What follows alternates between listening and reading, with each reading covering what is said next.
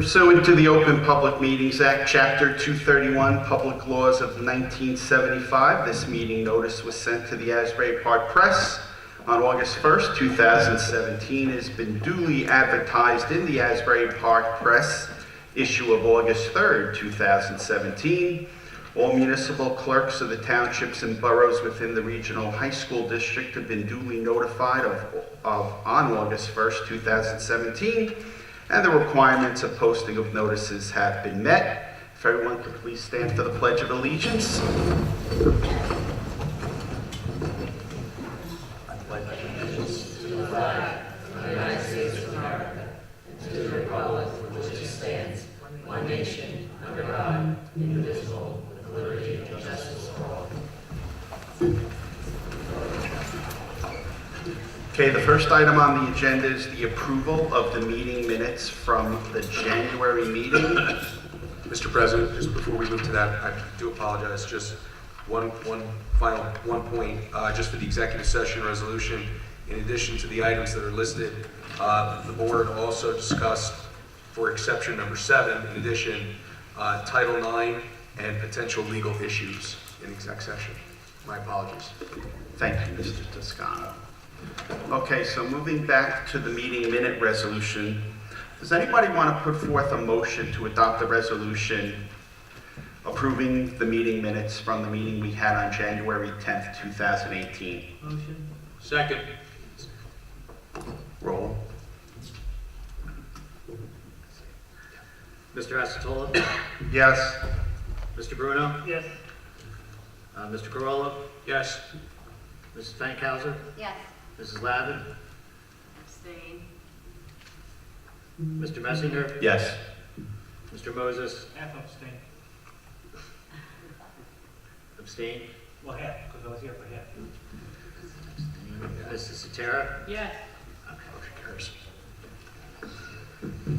Okay, with respect to item D, communications, any communications we need to discuss? No, sir. No, sir. Okay, then we're going to move on to the superintendent's report. Mr. Sampson?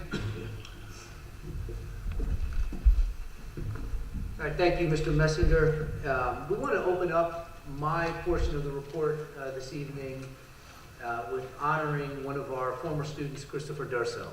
So Christopher, who I know incredibly well because he was one of the inaugural members of the superintendent's executive cabinet, who actually really helped pave the way for how that body has functioned the past several years. Christopher graduated in 2014.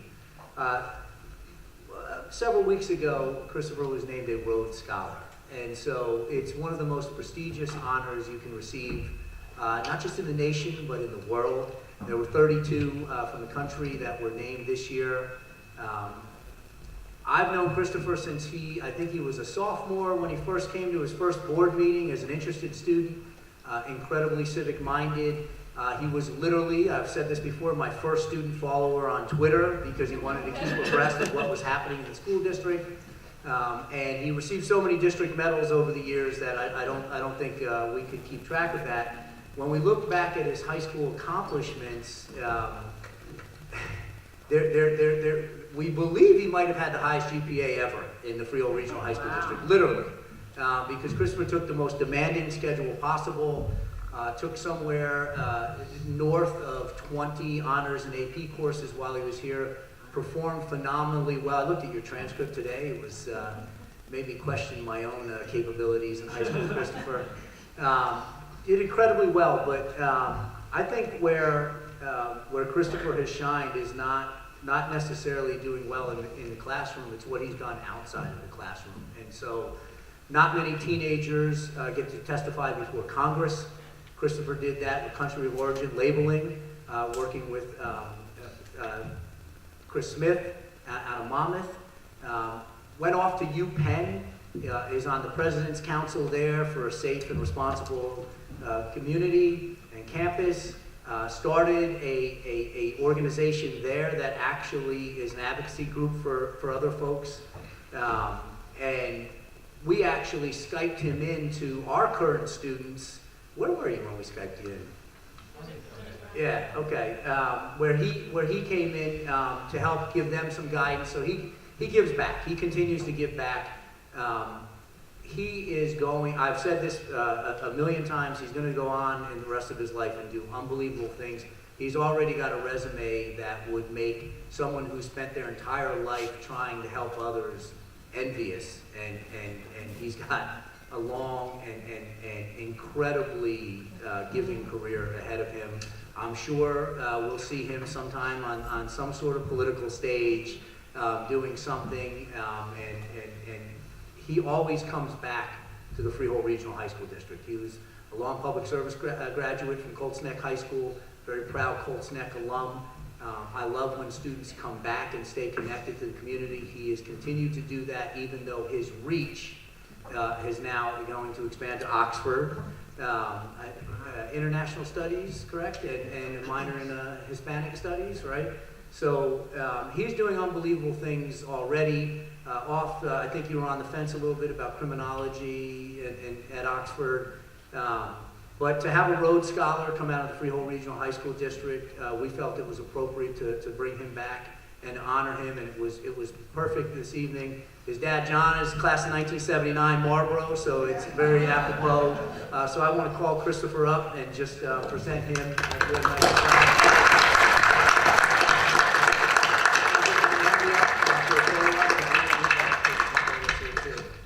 So it just says, on behalf of the Freehold Regional High School District and Board of Education, this proclamation is presented to Christopher Durso, Colts Neck High School class of 2014, Superintendent's Executive Cabinet 2013-14, University of Pennsylvania class of 2018, in recognition of your prestigious academic honor and selection as a Rhodes Scholar and award of a Rhodes Scholarship for postgraduate study at the University of Oxford.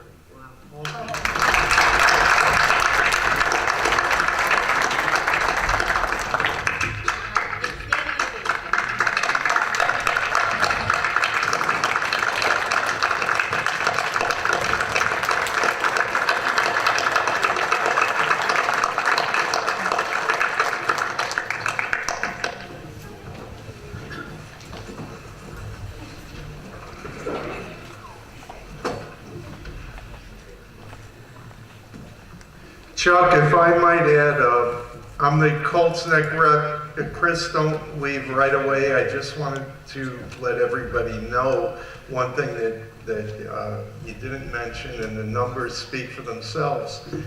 Chris scored a perfect SAT score, I recall, back in your year of graduation. What year? Junior year. Unlike somebody I know, and criticized frequently, a Yale graduate. And he always gives me ammunition to set the bar. And I am so proud of you, Chris, to come from Colts Neck. We just had a conversation outside that it must be the drinking water, because you have Kevin Chow came from Colts Neck and Chris Durso came from Colts Neck. So thank you so much for being here tonight. We're very, very proud of you. That is the highest academic award in the world.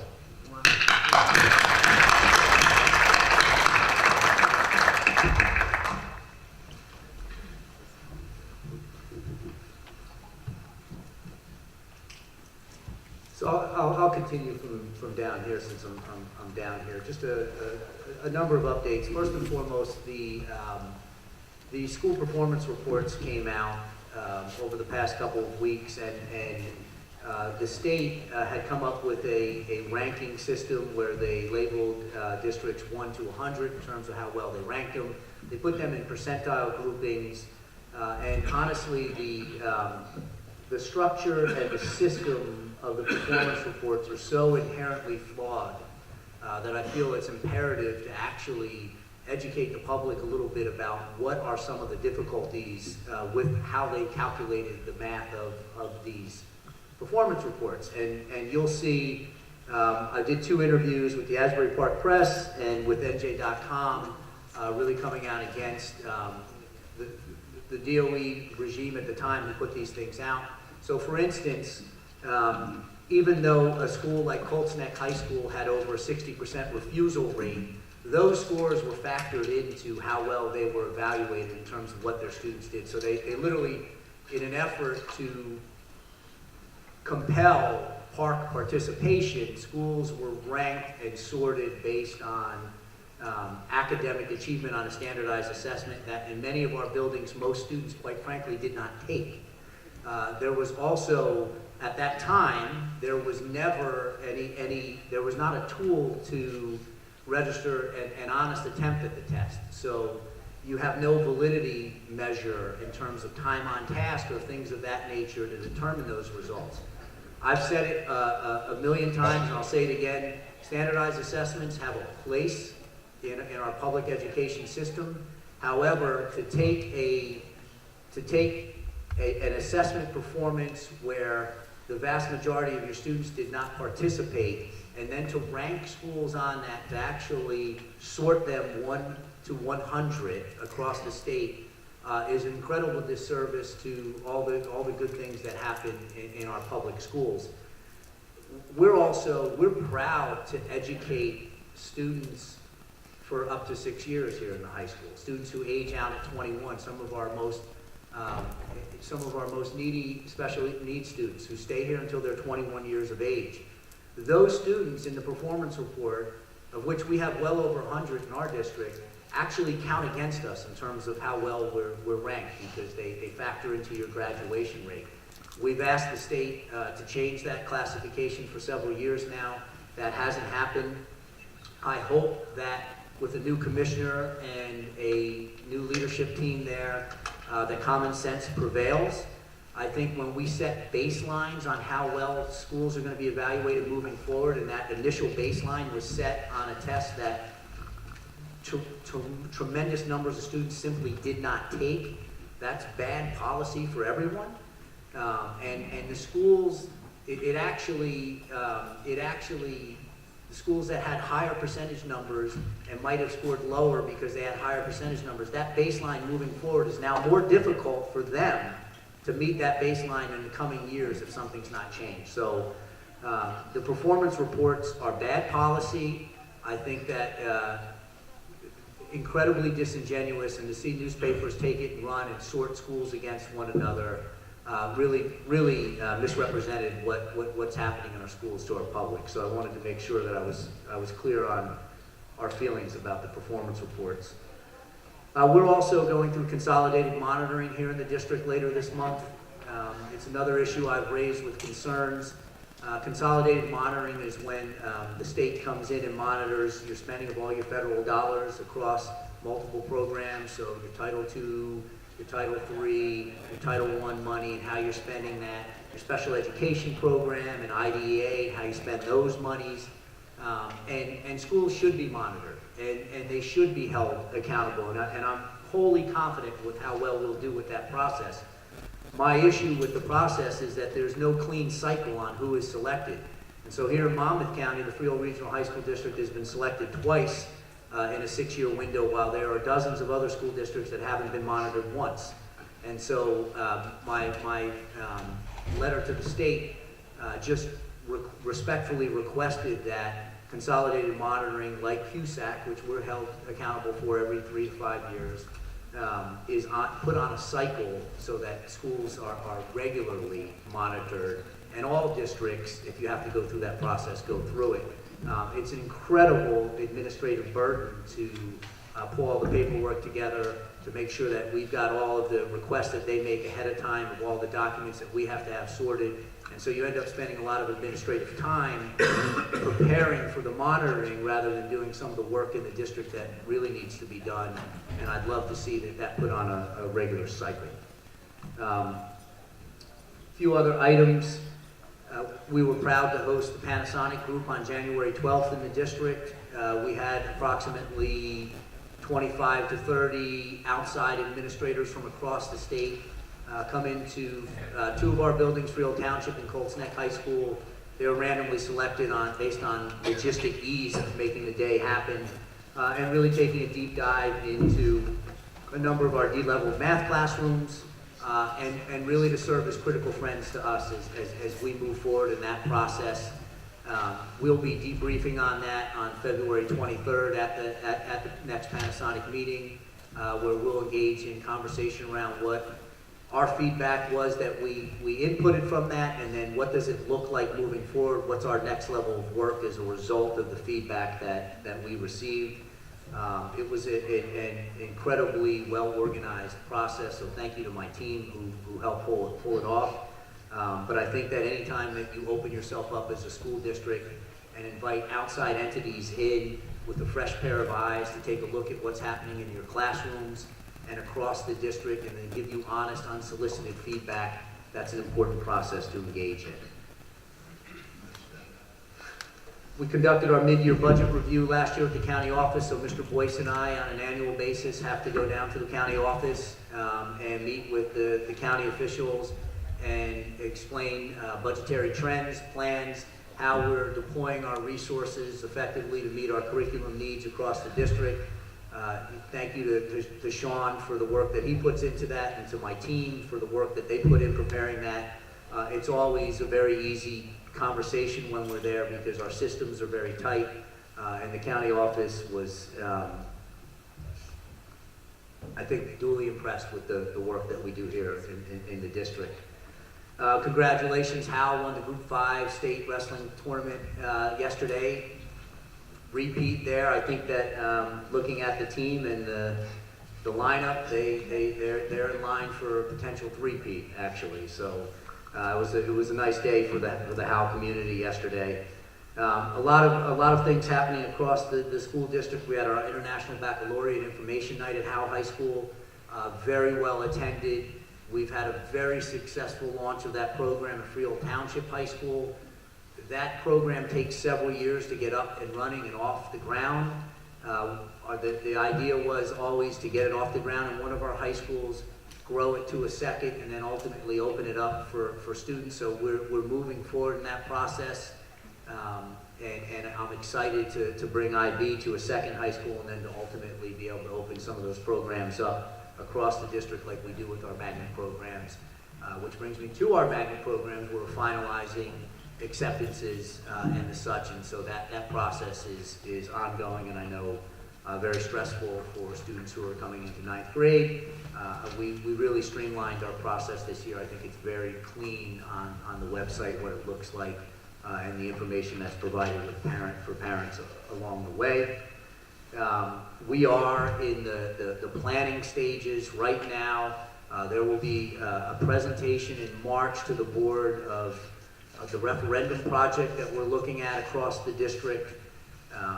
Really, I don't, we're still in a deliberative process there, and there's 4 or 5 weeks of that, but to update the public on that process, really built into 3 distinct phases: an infrastructure stage, which is your bread and butter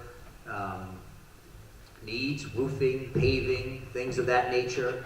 An academic piece where we're going to remodel STEM areas and build multi-purpose areas that will serve the needs of all students and what modern learning looks like. And then a field component to that based on need across the district. So there will be a formal presentation to the board at the March board meeting on exactly where we stand on that. There's been an awful lot of planning and preparation behind that. A number of meetings and site visits and discussion around identifying the real pressing needs, because honestly, I think what you'll see across this area and across New Jersey with the 2% cap on the tax levy, your larger infrastructure needs, you're simply not capable of doing them in your operating budget. And when you reach the end life of what you can do with your maintenance and capital reserve, you have to seek other alternatives. I'm proud to say in this district, we've extended that lifeline. We did a $20-some-odd million energy savings improvement plan at no cost to the taxpayers in 2012 and 13, and we're still reaping the fruits of that work. But there are some ongoing items where we're going to prioritize and move forward, and there'll be a formal presentation on that in March, and we'll be asking the board to take action on that in April. Mr. Messenger, that concludes my report for this evening. Okay, thank you, Mr. Sampson. At this point in the meeting, before we get to the board reports. As everyone is well aware of, we had a resignation of the English Town rep on this board back in December, so we've had an opening since then, and we advertised the opening, and we do have a citizen who has thrown her hat in the ring and wants to represent English Town on our board. So what we're going to do is we're going to introduce Miss Diana Capiella up to come up, make a brief introductory statement, answer any questions we may have, and then after that, we're going to think about it a bit amongst ourselves, and then we plan on having a vote later on in the meeting. And at that point in time, again, any board member could have any comments that they'd want to make at that point too. So without any further ado, Ms. Capiella, if you could come up, turn the mic around, and tell us what you'd like us to hear. Yeah, this way you could look at us. Oh, yeah. Well, thank you for having, It's on, it's low. thank you for having me this evening. I didn't know I would have such an audience. I have come to, as you say, throw my hat into the ring as a representative for the borough of Englishtown. I'm a 25-year-plus resident of the borough. I raised my two children here. They both graduated from the Malcolm High School, went on to actually become educators, which is a very unusual thing in my family because most of us are in the medical field. I am a nurse, registered nurse for the past 43 years, and for the past 30 years I've worked at Central State in your emergency department. I've stayed close in the community. I've stayed in the small community hospital because I feel comfortable offering my services to people that I know, my family, my friends. I like that community environment that I find there. I did serve on this Board of Education for about 11 years. I stepped down about 8 or 9 years ago because of some pressing issues with family. And I now find with the representative having resigned and an opening there that I feel I have an opportunity now to step forward and give back again. I very much enjoyed my time on the board. It was interesting. It was a learning curve. When I first stepped up, they said, oh, it's one meeting a month and some reading material. And 11 years later, I found out that it was much more than that. But I'm very proud of having served, of many of the accomplishments that the board put forth during that period of time. I'm most proud of the ROTC program in Colts Neck because when I came on, that was actually my baby. That was my intent to see if the district would be interested in instituting an ROTC program. And thankfully, the communities and the board was receptive, and the program's taken off, and I'm so proud of what it's become. We opened Colts Neck High School actually during my tenure on the board. We had a very large building referendum that the present footprints of the buildings now are reflective of that building referendum that was several years long. And so I'm here to just say that I'm, willing and able at this point in time to step forward and would like very much to do what I can to serve. So if you have any questions, I'd be happy. Okay, I'll start off with a question then, and everyone else could add their questions. But I had a question. Obviously, we come from different towns and serve on this board. In particular, coming from Englishtown, what do you see as some of the most pressing issues that people there are concerned about? The borough of Englishtown's pressing issue has always been dollars and cents. It's always been finance. Being a small community, and just the way the educational system works in the state of New Jersey, we always seem to take a hit.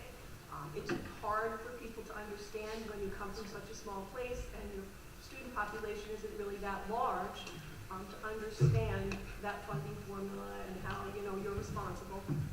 So in all the years I served on the board, I do not think at that time we had elections on budgets. I don't think that the borough of Englishtown ever once passed a school budget, despite the fact that at times the budget actually was their tax rate went down.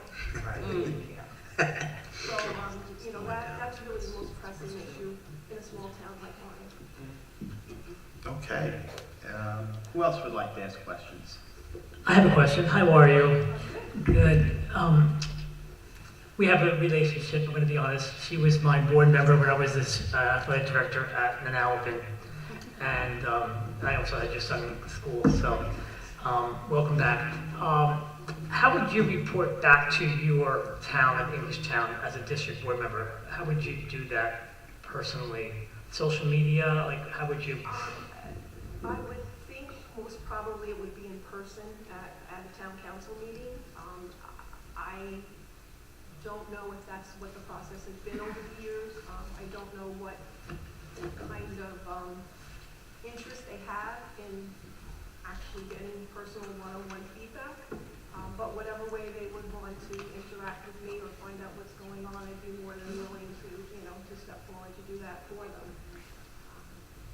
There's a point in time that things kind of get stagnant in small towns, so, town councils were kind of stagnant for a while. There's some new faces now, so perhaps there's more interest in exchanging information.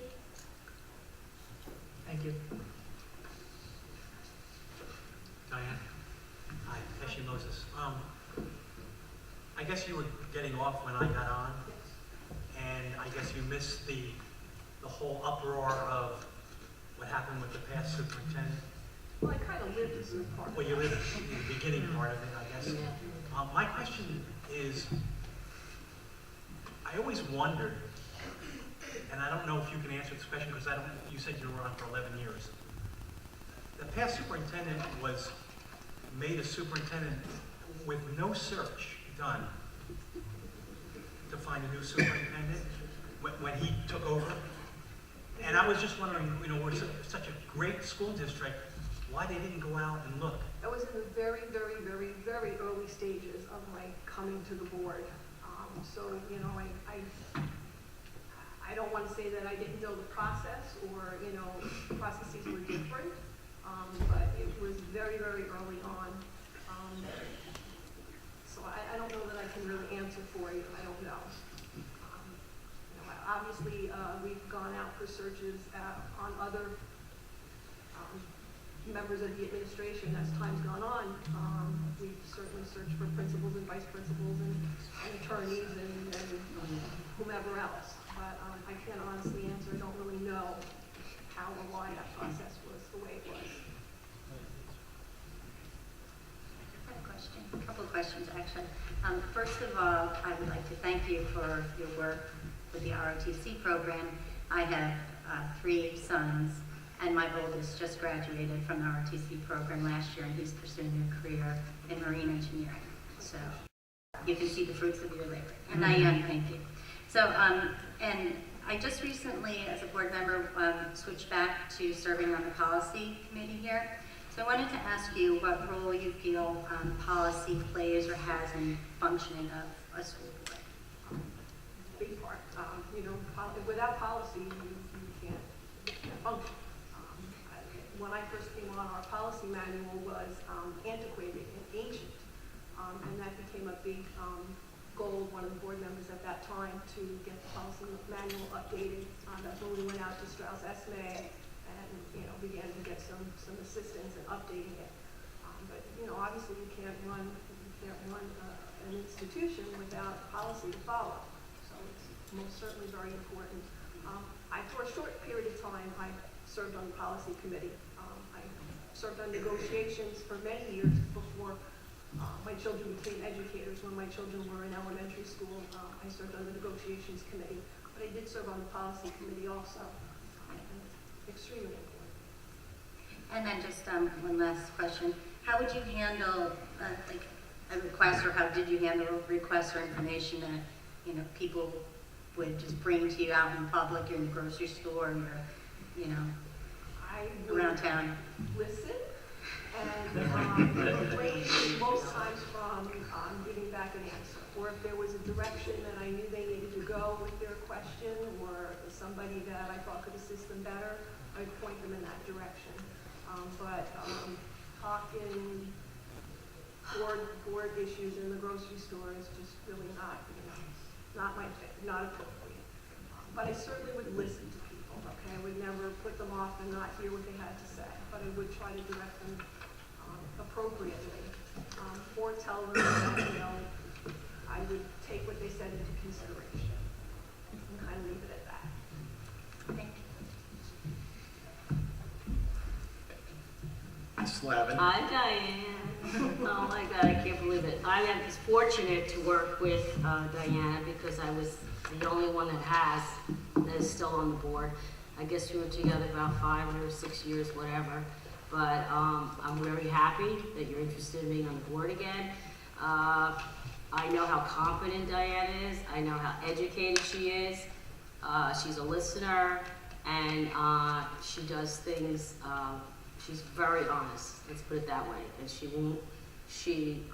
what you see is what you get. And I'm very proud that you're coming back to the board. Welcome. Does anybody else have any questions? Well, I have a statement, Mike. As you probably know, I'm the Colts Neck rep, and I never knew to this day that you were the ROTC catalyst, and I'm very appreciative of that. I see the program often, and I think it's the most laudable program. I think I could be noted as the IB, International Baccalaureate catalyst for the district. I brought that idea. Am I right on that, Chuck? In teamwork. You were on the ground floor, Mr. On the Essex. ground floor of that. And, sometime back, I used to come to meetings with Mrs. Cetera, and we saw a lot of embarrassing things that happened in the district. It must have been a very hard time as a board member. What is your opinion as to what went on during that time? And I can assure you at this point, this administration, to the best of my knowledge, and I'm an experienced federal investigator, I've retired from that field, but I've led numerous investigations in public housing projects. And I was upset with what was going on, and I feel very legitimately upset about that. How did you feel about it as a board member? And I know you were handcuffed at the time and what you could say. It was an upsetting time for everybody, but I don't know how comfortable I am right now in talking about those things from the past. I mean, all I can say to you is that as a member of the Board of Education, I did my best to be honest and trustworthy and look at things from all sides and make decisions that I thought were in the best interest of the students. The end result of anything that I ever decided was in the best interest of the student. Ultimately, that's what we're all here for. We're not here for the teachers, we're not here for the parents, we're not here for the administrator, we're here for the students. And I guess that's really about as far as I feel comfortable going on that matter. Well, we share the same philosophy on that. Mrs. Capiello? I'm sorry. Okay. I also want to thank you for throwing your hat into the ring. I was working here when you were a board member. You were marvelous. I must admit that. And when I retired, I went to work at Central State Hospital in transport, and now I volunteer in transport. And I can say that I've seen you in both capacities, and your compassion for people and your interest in people is absolutely amazing. I know that you at the hospital are as discreet as you would be in the grocery store when you're dealing with people. So I'm happy that you made that choice. And by the way, here. I'm sorry? You done? No, by the way, your one child that is an educator, you're one of the best math teachers I have ever observed. As a matter of fact, my daughter had him as a student teacher, came home and said, "You have to hire this guy." Hi, Diane. Welcome back. I didn't have the pleasure of working with you because, like Hesha said, you left, but I did meet you a few times in the emergency room, and I've only heard wonderful things about you, and you're kind and compassionate. So I'm looking forward to working with you. Thank you. Okay, anything else? Okay, Ms. Capiella, if you can have a seat. We'll, as I said before, we're going to bring a motion up later in this meeting. And everyone else could add comments at that time, too. Now we're going to move on to the board reports. We recently had a finance committee meeting, and Mr. Moses, would you like to fill us in on what transpired? Sure, I'm going to be very brief here. We had the architect come in and talk to the finance committee about updates on the instruction spaces in each school. Basically, without going over each school individually, they're going to be using the spaces that were once used for either auto shop or wood shop, and they'll be using these spaces for these condensed areas where they have all the different areas in close proximity. I think they're called STEM labs. And then Mr. Boyce talked about the referendum, and basically the monies will be going towards either instruction, athletics, or infrastructure. And infrastructure, the main two areas where we have to spend a lot of money is roofing and paving, which was quite instructional, since I always wondered why our town didn't pave the roads. Now I find out how expensive it is to pave. So now I know why. And I think we talked about the date of the referendum and the amount.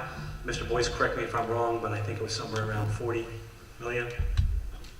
It's to be finalized, but $35 to $40 million is currently the range. Okay, and about 10 million of that is could possibly go for roofing, and 1 million each for the schools, for hopefully getting a turf field for all the schools. And then I guess the vote would be somewhere around October the 2nd. Is that correct? Yes, that's one of the the dates that the state has set to permit a referendum. Okay. And that's the Finance Committee report.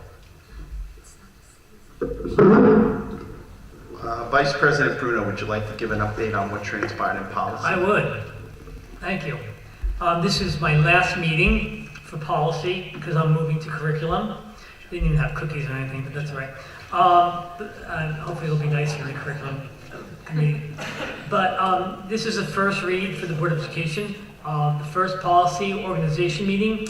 This policy has been updated to reflect the new election dates and organization meeting dates due to the November school board election. Board member use of social network.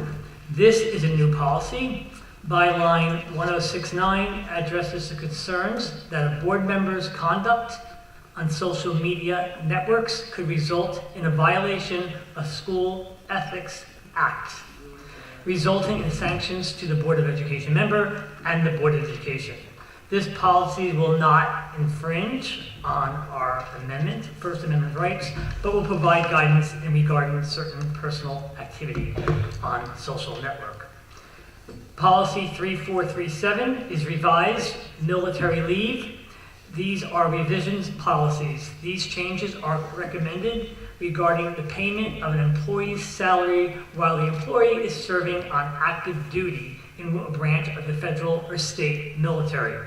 The changes means a full-time temporary officer employee who has served in the district less than 1 year does not have to be paid for his military service, while a permanent officer or employee is required to be paid. Student tracking devices, this is a new policy, 5516. This new policy, many electronic devices, include cell phones, have the tracking capabilities and are on school grounds every day. This policy has been developed to permit a student to have a device capable of tracking, but prohibits the student from recording or transmission of audio or video. Recording of audio or video violates a student's privacy rights. P7425, lead testing of water. This is a new policy. This new policy, the state statute, requires lead testing of water in schools. The policy provides lead testing requirements for all the schools. Policy number 7440, district security. This policy has been revised. It's a new state law that requires districts to designate a school administrator as a school safety specialist for the district. He or she will supervise and oversee the responsibilities for all school safety and security of personnel and student safety. 7441, electronic surveillance in our school buildings and grounds. The state law requires a school district that has at least one building equipped with video surveillance and equipment capabilities of streaming live video, entering into an MOU with the local state government, providing the authorities that the capabilities to activate equipment and view the live stream from the school video. 8630, bus drivers and bus aid responsibility. This is also a revised policy. This policy has been revised and changed and defines the employer to mean a board of education or a contractor. 9242, the use of electronic signatures. I wish somebody would show me how to do that on my computer at home, because I can't figure it out. But the use of the electronic signatures, this is a new policy. The state statute allows for electronic records and signatures relating to the routine transaction or communications between the school and the home.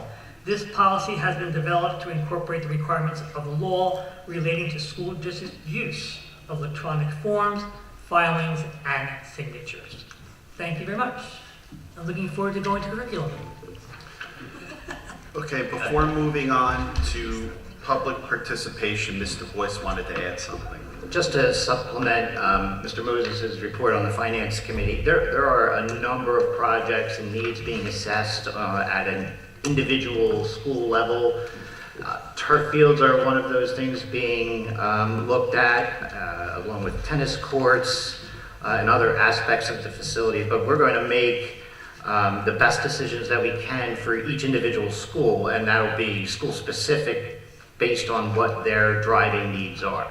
So referendum is not an opportunity to do everything that you need to do, and we know that we're not going to finish all of the roofing and all of the paving, so there are going to be certain aspects of it that are taking a big chunk out of what those needs are. But as it pertains to instructional spaces and athletic facilities, that will be on a school-to-school basis based on their specific needs. Thank you, Mr. Messer. Thank you, Mr. Boyce. Okay, now we're going to move on to public participation. We have three people who've signed up to speak. I'd like to thank you all for coming out tonight. I think we have a good idea of what you are here to speak about. So after we have the speakers speak, several of us are going to respond to your comments, and we'll also have the administration respond too. So I'd like to call up Mike Navarro.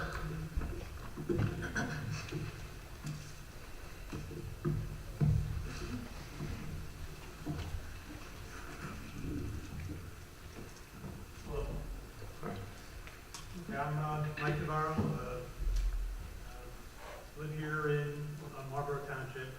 I just came here today to talk about concerns with the block program and how it would affect some of the vocational and IST students, in particular my son. But prior to this meeting, Mr. Mike Dillon, Director of Guidance, pulled us off, my wife and I off to the side, we had some conversation, he answered some questions. So at this point, I won't take up too much of the audience or the board's time. We'll go back and we'll wait to hear a little bit more, and we'll do a little more investigation ourselves. Okay, well, thank you for coming down, and just to let you know, you're not the first person to bring up this issue. I know I've had people from Marlboro, in addition to yourself, bring up this issue. So, Mr. Sampson, if you could just basically state what has been going on with some of these meetings that the administration has been having with parents, and how we're working through this process. And so, Career Center, I'm assuming, right? Is it? Yeah, the shared program, vocational. And so the difficulty, so when we were beginning the transition to the blocks, 3 years ago, we identified where there might be some overlay, where it's going to be difficult to schedule. The Career Center was really the one program that we worked with that there was really a hard conflict with. And it usually, students' IEPs are very specific, but it usually generated around being able to, in a late school, fulfill your academic needs and still attend the Career Center. So I know that there were, across the district, there were probably 30 some odd folks that were impacted. And I know that the teams at each building, I don't pretend to know every individual case, because the teams at each building were working with those parents and students in the Career Center and trying to generate a solution. One of those solutions we know was to be able to transfer to any of the early schools if a student still needed the Career Center. Some of that was also driven by what the particular academic course load requirements were of the student as well. So with some of those cases, we had more flexibility than others. I think the difficult position for us, we did try and get that program expanded to a full day. That wasn't possible on the county vocational end, and I understand they have staffing implications and the such. I know we're continuing to still work through that and doing an awful lot of individual work with the students that are impacted by this.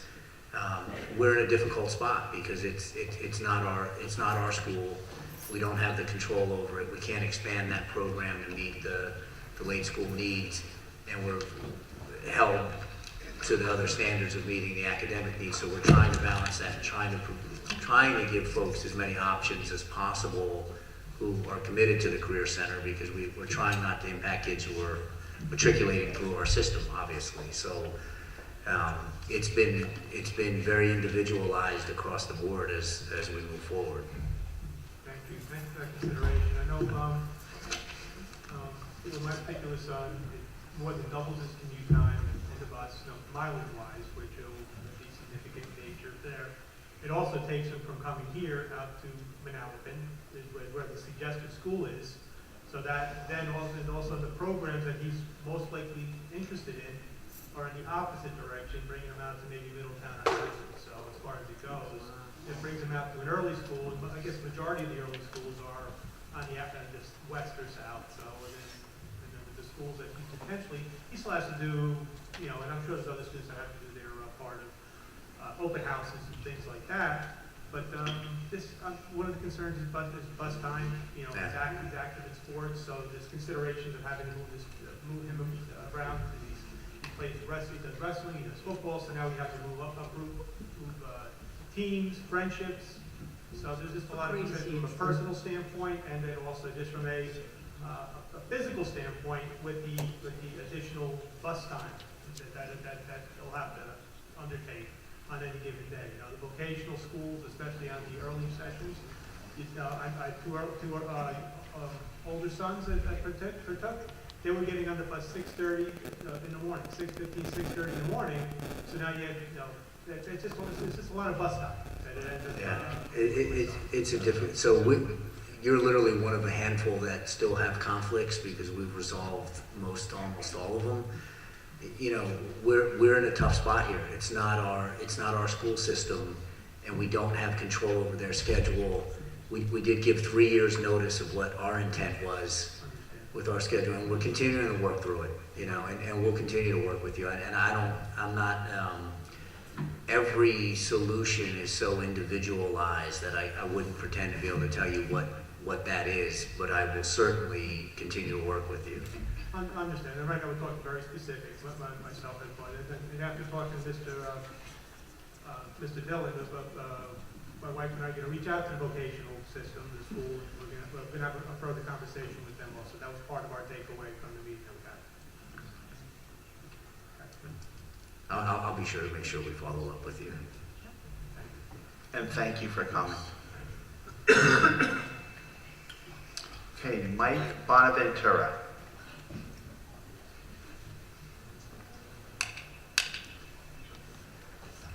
Is there a way for me to face everybody from the side? Or is that not a good idea? Whatever makes you most comfortable.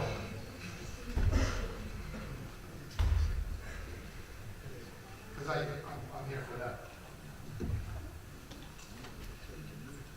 My name is Mike Bonaventura. I'm a Manalapan resident. I'm one of the lacrosse coaches. I've been a lacrosse junkie all my life, and I've had tremendous benefits. I was interested in hearing your bio about Central State and other things like that. I've kind of lived an academic, a student athlete lacrosse life at West Point and the New York Athletic Club and the New Jersey Saints and the London University lacrosse team. And lacrosse has afforded a lot of fun and exciting and fascinating experiences for me.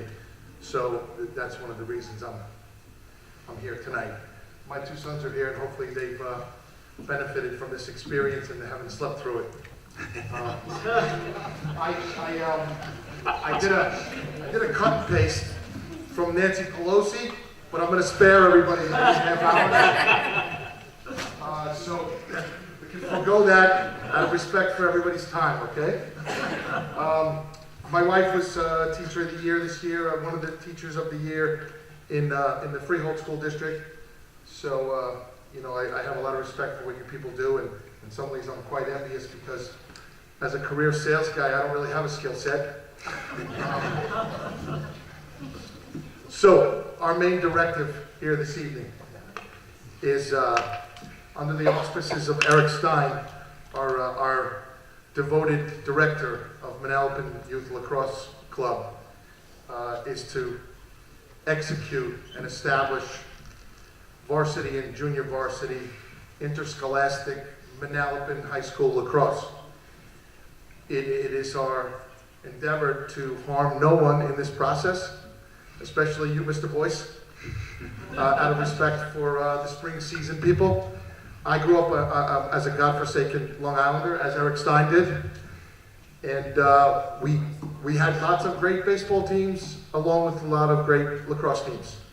And I found that the coaches complimented each other, and they said, look, let's just keep the kids in shape all year round, and that's the best for them, and that's actually the best for us. If they never get out of shape, they're never going to get injured, they're never going to get in trouble, and they're going to give themselves the highest opportunities for student athlete success. And while you're at it, maybe you want to go a little more boutique and put a squash racket or a fencing sword in their hands so they can go to Muhlenberg for free. But lacrosse is more of a boutique sport as well.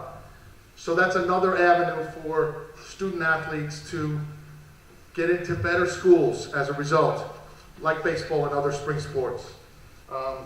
So what we've come to do is, and Eric is an attorney by day, but thankfully he works on a 30-hour day, so he's able to administrate the lacrosse program in our town. So what we're appealing to whoever the appropriate parties are, and we don't know all the obstacles. Our first thoughts were naturally you, Mr. Boyce, and I'm sure you're far too magnanimous to be an obstacle to this process. Our first thought was, I don't know if it's the AD or the principal or the baseball guy or whatever it is, we want to make sure that nobody gets hurt in the process of doing this. And the analogy that comes to mind is, I moved to Manalapan a couple of years ago on my wife's suggestion, and she has a lot of good ones, because the public education it was better than our previous town. Along with that, my kids got to participate in this nationally renowned youth football program, which is almost unparalleled from my estimation in this country. And surprisingly, we're not a huge state, but I think we're the top 5 in the country in generating NCAA college football athletes. Something to that extent, I understand. I believe we can do the same thing in lacrosse. And Manalapan youth football brings absurd amount of positivity and success and notoriety to Manalapan. And that's what we're poised to do with this lacrosse program. All the football coaches are like, Mike, coach my kid in lacrosse.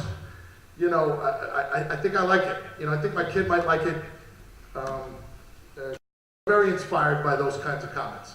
So we really humbly request of you people to tell us what the obstacles are. Crystallize them for us, as opposed to not crystallizing them for us. And we'll negotiate them. And if it's money, you know, we don't care if it's a bake sale or a car wash, we'll get it done. These are very passionate people. There are a lot of fellow junkies in my town, you know, who feel the same way about lacrosse as I do and as we do. So, I actually carved these notes over the last half hour, so I apologize.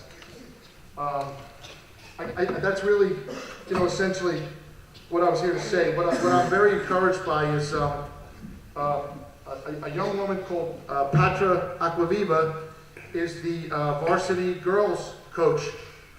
So I guess it's kind of a reverse Title IX scenario. It's kind of an atypical scenario that I think statistically that you have a girls program and you don't have a boys program. So it's kind of a reverse Title IX. So it's like it's kind of a different kind of Me Too, I guess. So I guess in summation what I'm trying to say is we need to know what our obstacles are and we need to negotiate them. And we need to have varsity and junior varsity lacrosse in Manalapan High School. Any way that that's possible, you know, I will certainly devote myself to that. Many families have already told me they're going to move to neighboring towns. Good families that contribute to Manalapan are just going to move. And that might be preferable to many people, especially when it comes to me. Plenty of people can be happy to see me go. So, sure that people can attest to this. Just raise your hand if you can attest to this. Thank you, Dennis. So we need to know, I mean, people like Patra. Patra is this fabulous woman who said, you know what? Thank you for developing, Eric, thank you for developing this incredible youth feeder lacrosse program for my high school girls lacrosse. Because, like the New York Times says, when they graduate to college, they're going to become women lacrosse players. And the boys are going to become men's lacrosse players. And it's going to be a nice progression. So I don't want to take up any more of your time, but these people in red out here are here to say we're kind of at your mercy to try to do the right thing. We are here to earn your respect, and we're actually also here for you to earn our respect in this endeavor of ours. It's really more like a mission. So that's essentially all I had to say. I'm sure I was a little laborious about it. That's essentially all I came here to say. So thank you to the board for this opportunity and this forum for us to share our issues and our goals with you. Thank you. Thank you.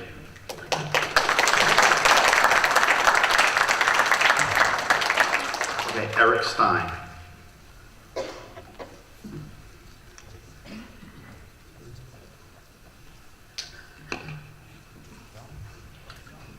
Thanks, Mike. Can you guys hear me?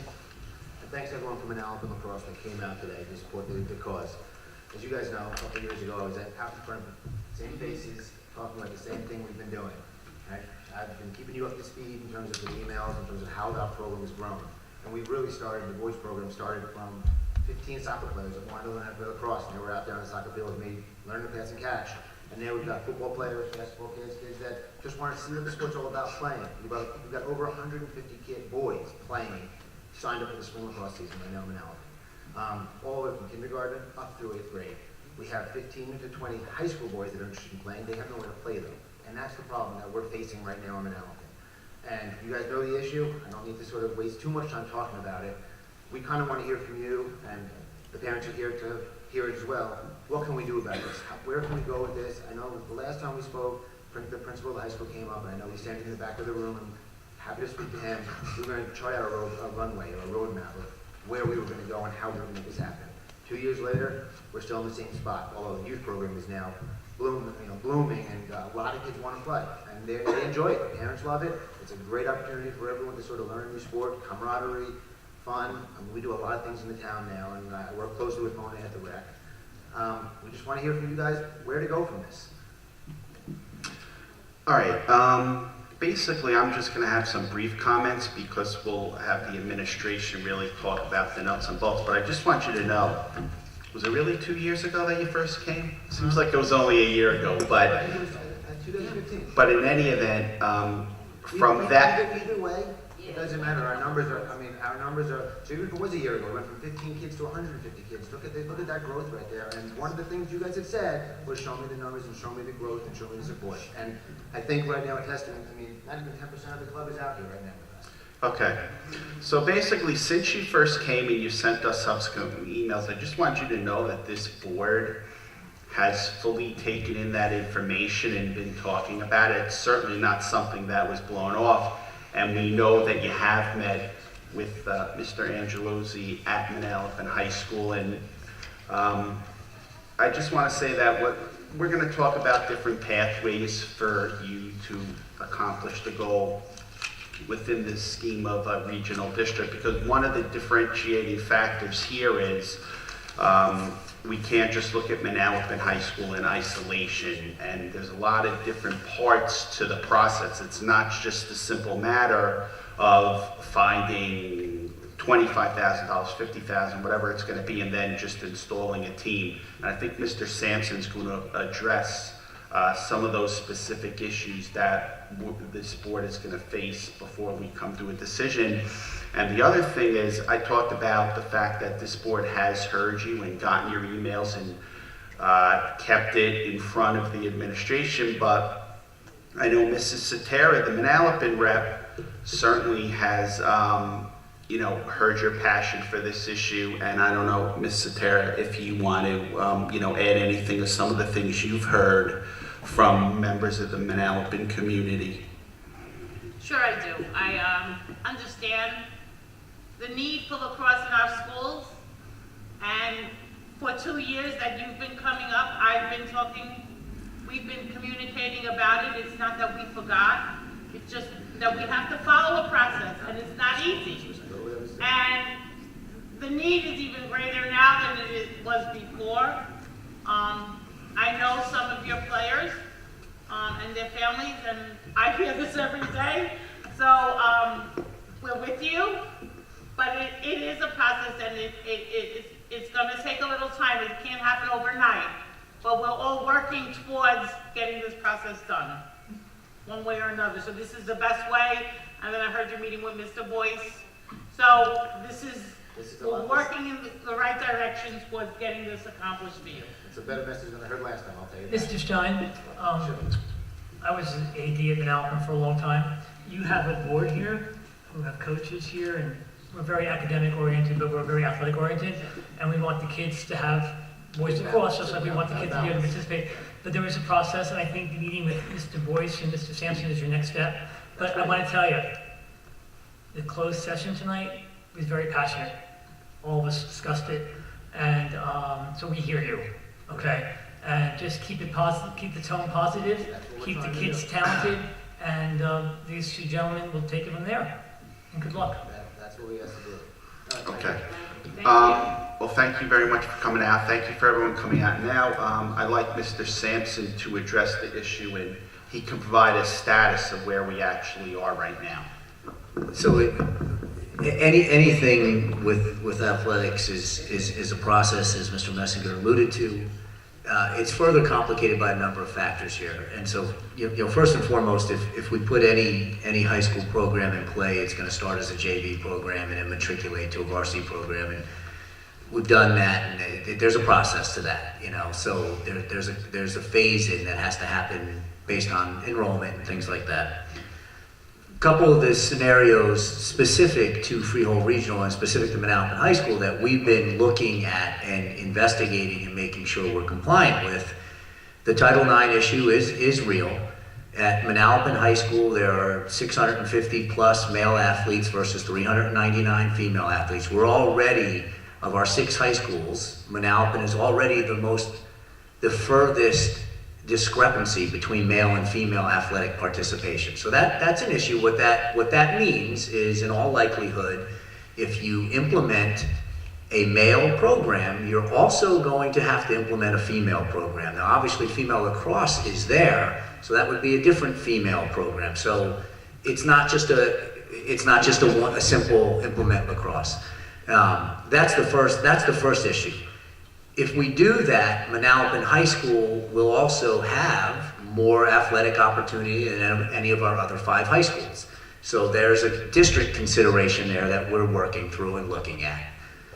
The third further complication here is that there has been a moratorium on adding athletic programs other than implementing the hockey, which was pay to play in 2007. So there's been a sort of a decade of a moratorium there. All of those add up to a real complexity that is not so easily solved.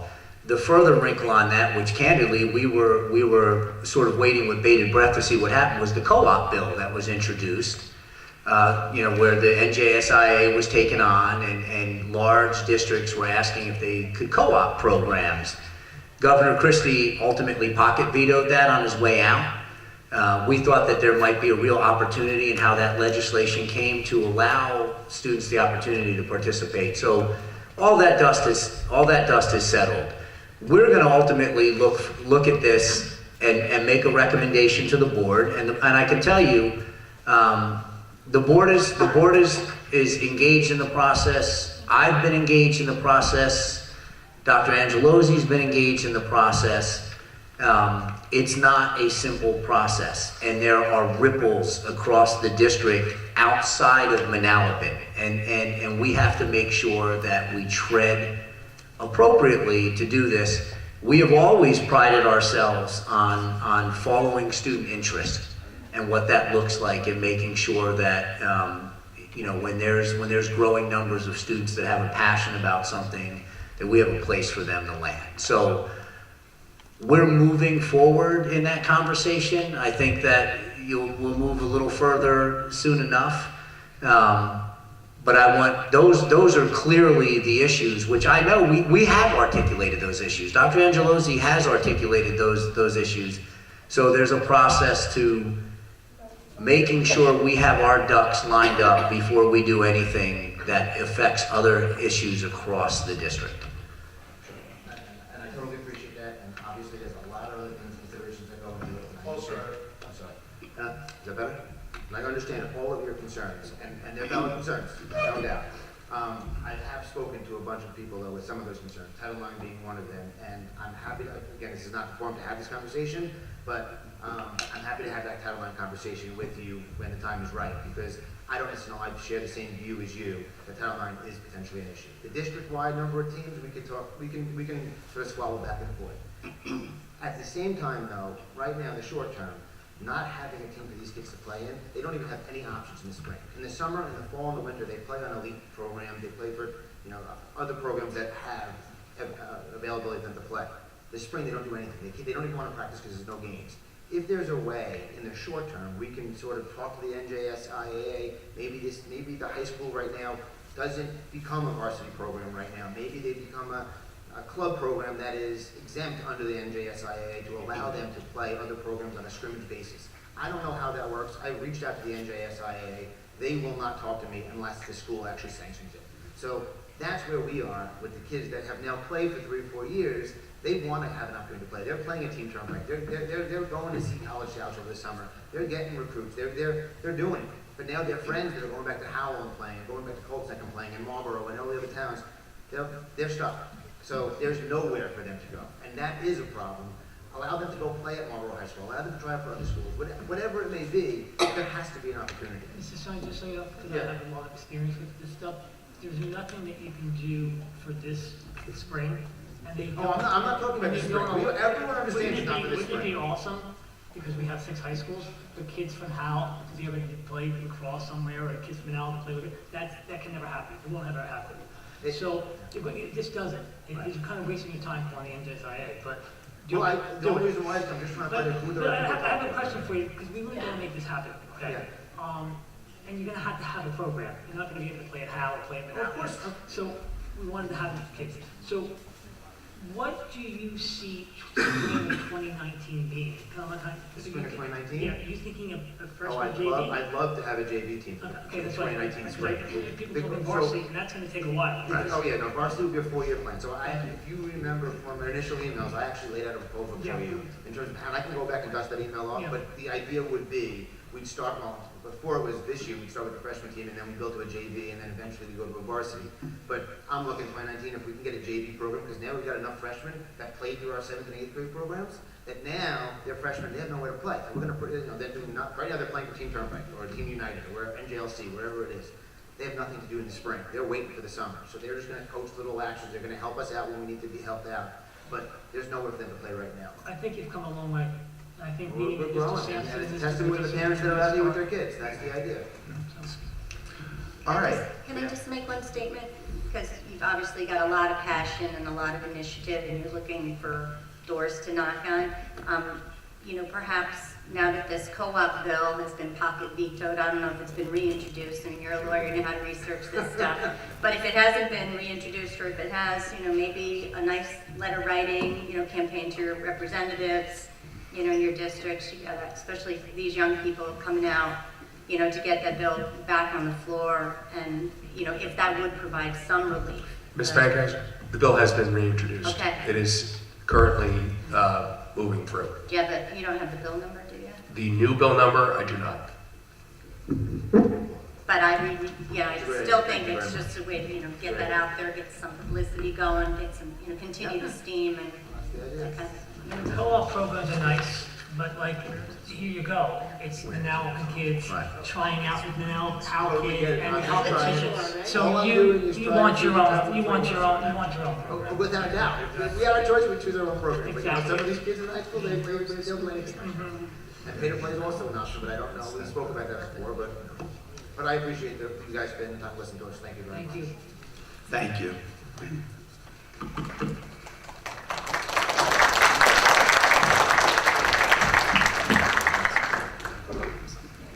Okay, we are going to move on to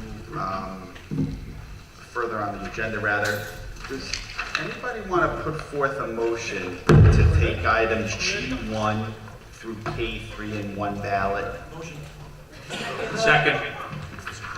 Okay. I have a question. Before we have the vote here, I actually have 2 questions about items on the agenda. The first one, with respect to H5, it spells out the different amounts of dollars that are going to be spent on cafeteria equipment to implement the block scheduling. And Mr. Sampson, if you could explain why there's such a wide disparity between different schools. Yeah, so and I'll defer to Mr. Boyce momentarily, but in the 6 high schools, obviously the plan for the unit lunch takes on very different processes depending on the actual physical layout of the building, which necessitates different equipment. So, Sean, if you want to elaborate on the differences. Yeah, there are really 2 contributing factors. One of them is, before we get started, there's the main cafeteria that exists in all of the high schools. There will be either 1 or 2 satellite serving areas, depending on what's appropriate for that school. So a satellite serving area is a mobile, sort of full, because it's going to offer all of the food that's available in the cafeteria. So it's a good size and accommodating piece of equipment. That's the majority of that, and the difference between some of the schools and others is primarily some schools have 2 additional and others have 1. The other reason for the differential is that some of the cafeterias themselves need additional equipment, and because they're built at different times in history, they're in different stages of readiness for that. Freelborough is, probably we're sort of redirecting, changing the path of kids, and so that's needs some additional equipment in order to cook the amount of food that they'll need to cook. Remember, currently, since the lunches are sequential, they can cook, serve, cook, serve, cook, serve. Block lunch, one of the challenges is that all of the food needs to be ready at fundamentally the same time. So the overall capacity to prepare that food at the same time versus in stages is we needed to up some of the equipment in some of the cafeterias. But this resolution, this award, does handle all of the equipment needs for unit lunch. Two other things in motion. One of them is electric needs in order to run those satellite serving stations, and then tables for the gyms, the auxiliary gyms where students will be seated. So two other awards forthcoming, and those bids are in motion. Actually, and you know what, I have a question on J4 with, it's always good when schools partner up with institutions of higher learning, and J4 talks about an articulation agreement with Walnut Hill College with Freehold Borough, and would you just be able to spell out I wasn't familiar with Walnut Hill College being a good place for food service. Yeah, so it's, so the culinary program at Freehold High School is recognized as a CTE program. As part of that, we seek certainly articulation agreements with post-secondary institutions. Walnut Hill is a college focused on restaurant development and hotel management outside of Philadelphia, I believe. That articulation agreement with that particular university has been on the books since 2015. I think we've basically put one student a year in the university, and it's just another opportunity for students. They matriculate to that particular university. I believe it's with anywhere between 9 and 12 credits in their pocket from going through our culinary program. So these are kids that want to pursue that avenue. It's a way to give them a leg up and a sort of a semester free of charge with credits earned. And so we're always looking to accentuate our articulation agreements. We have a horticultural one with Rutgers University. We have a number with sort of Brookdale and Mercer and places like that. So there are several of those that we are able to allow our students to matriculate to if they so choose, and it's another opportunity for our kids, really. Anybody have any questions on anything G1 through K3? We have to make the motion first. We And you're a second. Yeah. I didn't get the Yeah, second yet. yeah, I didn't. It's Mr. Moses and Mr. Crowe. The hearing, that's what we're hearing. Okay. Yeah, I have some, I just, Go ahead. we're at that point, I'm sorry. So I have a series of questions on K3, which is policies that are, a couple of policies that are up for first read. Specifically starting with the board member use of social networks, the student tracking devices, and the electronic signatures policies. Could you explain what the impetus was for each of those policies, like where they came from? You have an idea for them? Yeah, so these were generated, Strauss Esme, who we contract with to keep our policies relevant, put out their bulletin where they have mandated and suggested policies, so they fell within the latest bulletin. And so that's what we take action on as the policy committee. So then are those three that I just mentioned, are those mandated? The social networks was a suggested. We had a lot of conversation around that in the policy committee, and the committee felt that it was one that should be put forth. I believe. There is more to that policy. She should probably take a look at it. Well, it's right here. It's in the book. It's in on the agenda. No, I'd like the whole one. The I don't have the bulletin in front of me about whether or not the tracking device was mandated. However, we felt that that was important because students more frequently now, parents are tracking their students through GPS on their phones, and what you can do is you can record on that, and so there's a fear that students might be coming and recording other students in school with the GPS tracking device. Mr. Can you Sampson. explain how that works? Oh, I can also, or I can help elaborate that if you like, Mr. Messier. Yes. Schools are also really struggling with, there are programs that parents are sending students to school with that would allow the parent from home to turn on the recorder. which is violating student privacy within the schools, and those devices are becoming more and more common, not just the tracking, but the monitoring and the listening piece. So this policy is being disseminated by Strauss-Esme kind of in direct response to that. This fall was really when those devices really kind of came out of the woodwork, and there was a real overflow. I don't believe we had any issues here in the district, but in other districts that I do work with, where there are younger students, they were very, very prevalent, and they presented a whole host of issues.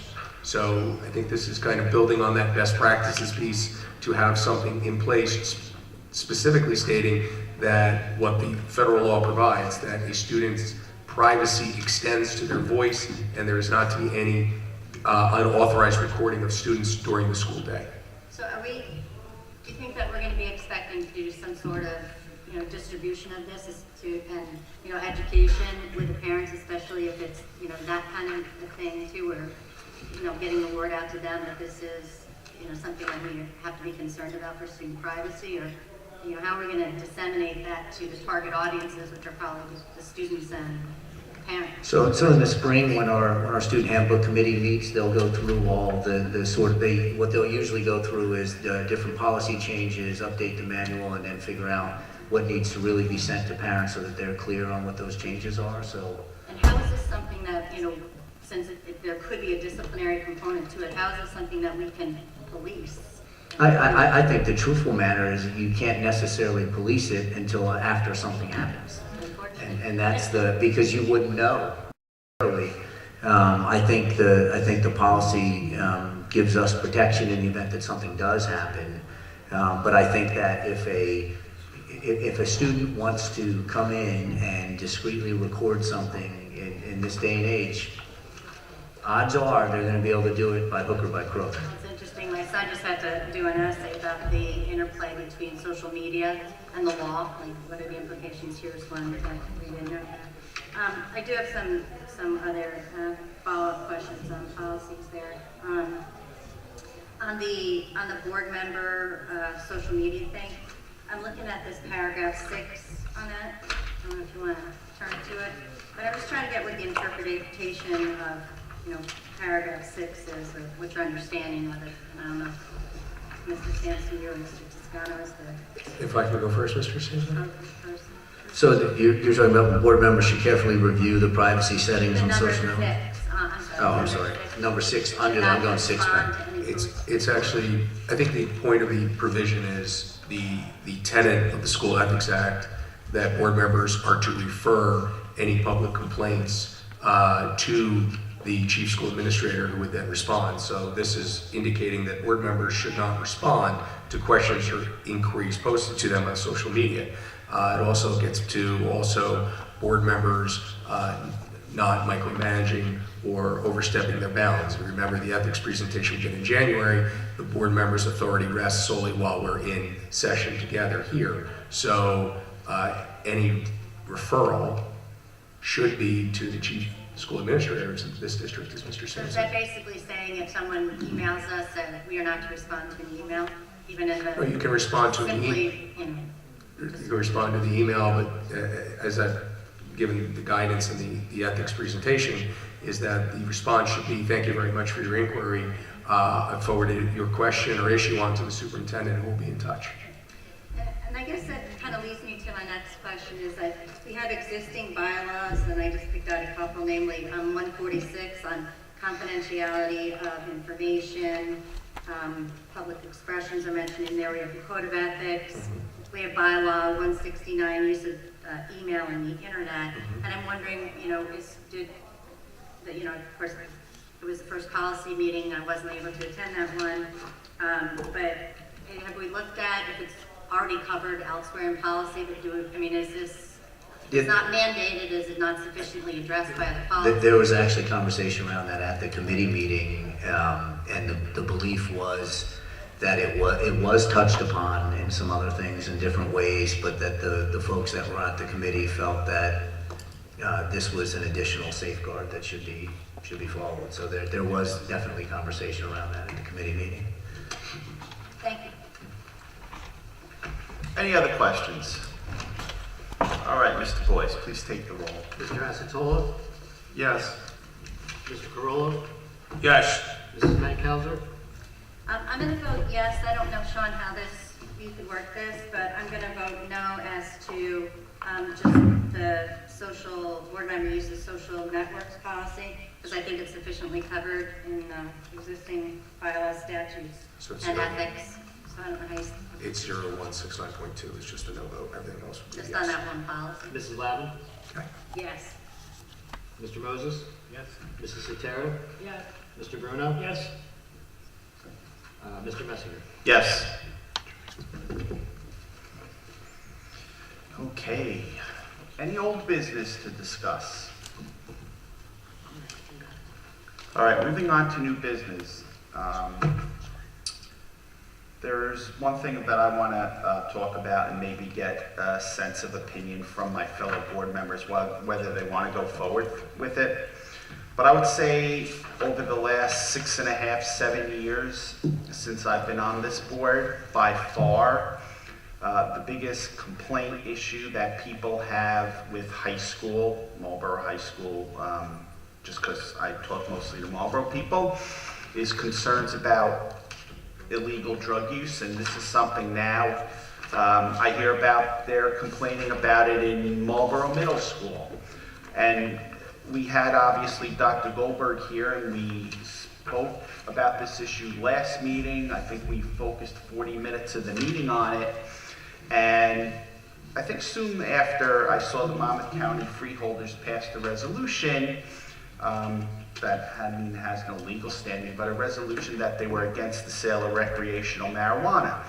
And I had a meeting with Mr. Sampson, and he really was very passionate about, the dire effects of illegal drug use among our students, and not just in this district, but in general.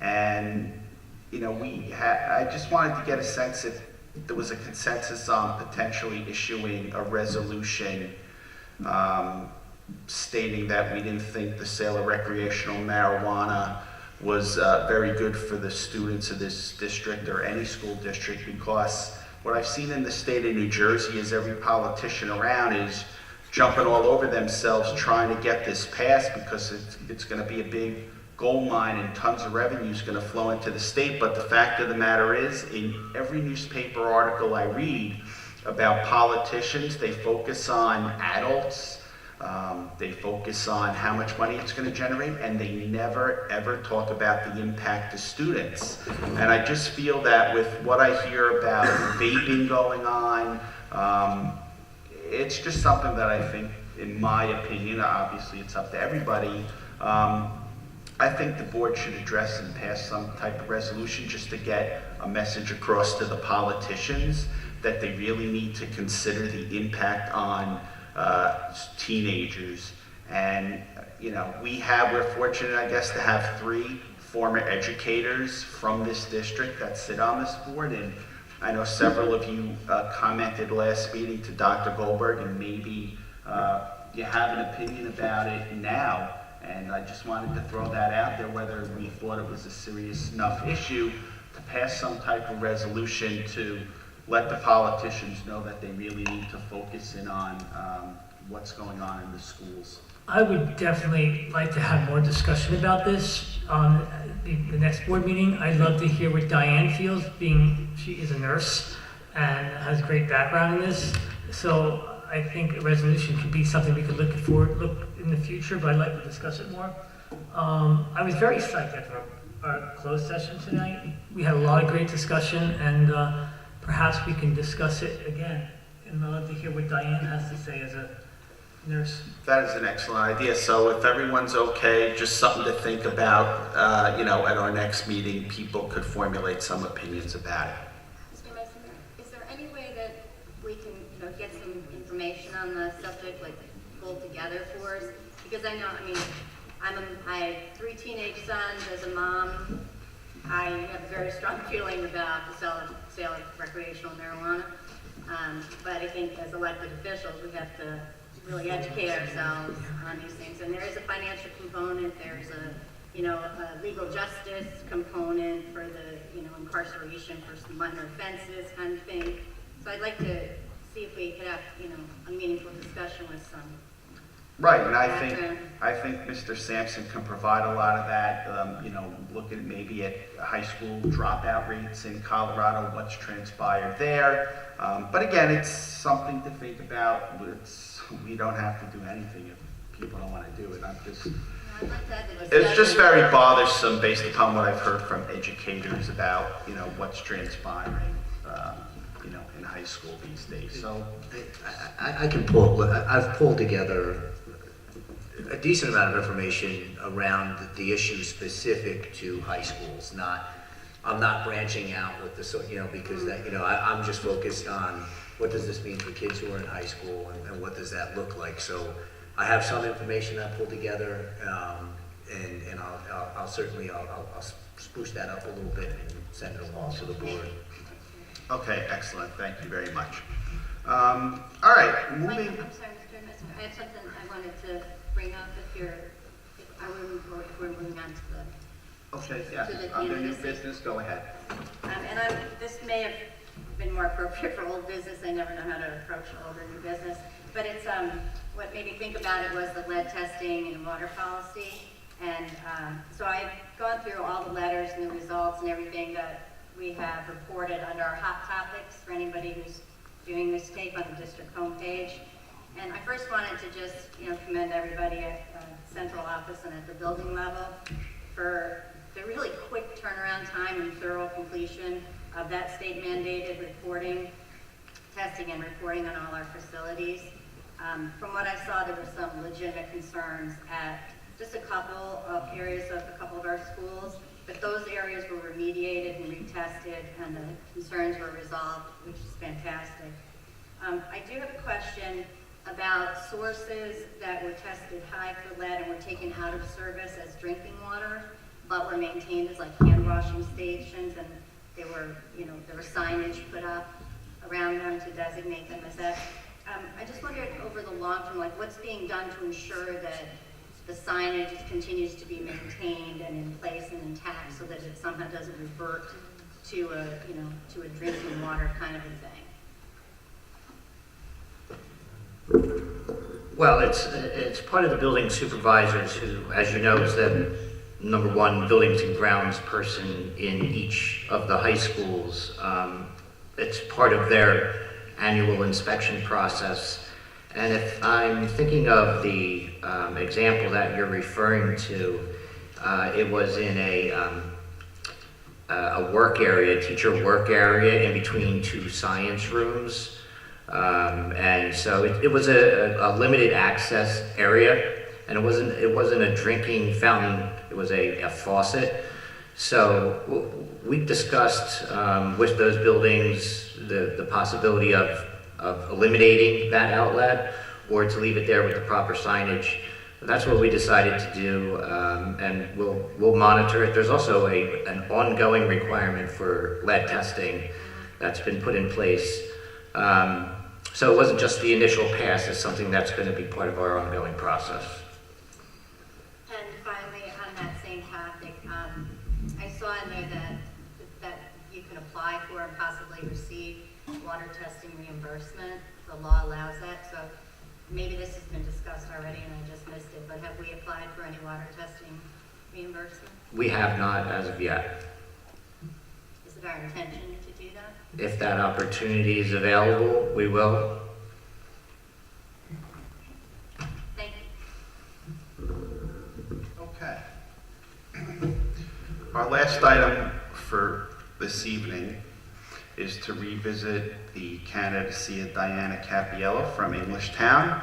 I'd just like to say that it's very comforting for me personally that we've had several board members who've had interactions with you in the past and speak so highly of you. It's very comforting.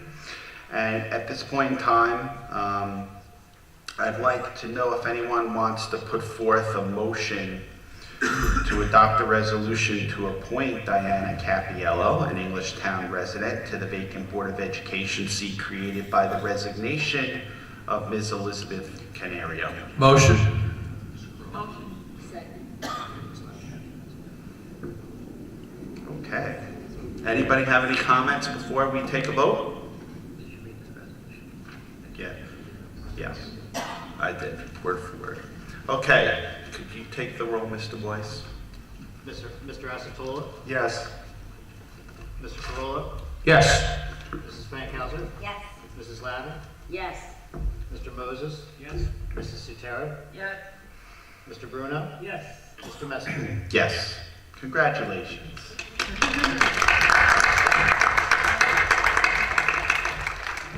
And now, if you could come up, Mr. Boyce will perform the swearing in.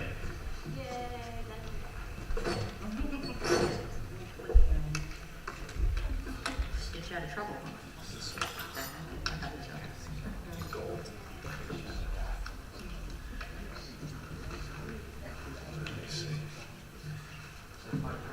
To swear you in with Board of Education.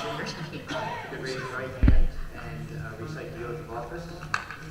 I, Diana Capiello, do solemnly swear that I will support the Constitution of the United States and the Constitution of the State of New Jersey, and that I will bear true faith and allegiance to the same, and to the governments established in the United States and this state, under the authority of the people, so help me God.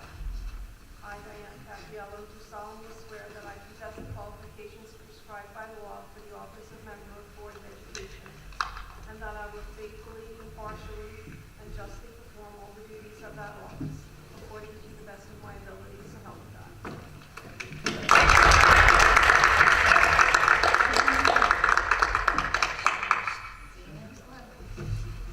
Okay, at this point, does anyone want to put forth a motion to adjourn this meeting?